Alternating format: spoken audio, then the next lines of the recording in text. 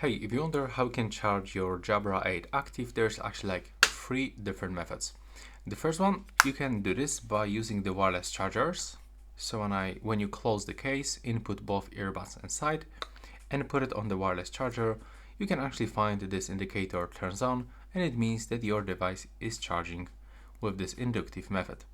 The second method to charge this device is to use any any charging brick. And so in this case, I'm using the brick from the Huawei smartphone, and all you have to do is just to connect the USB-A port right here, the USB-C cable right here,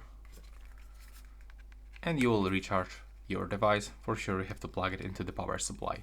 So this is the second method, and the last one, it's also very useful because you can actually use your smartphone as a power bank.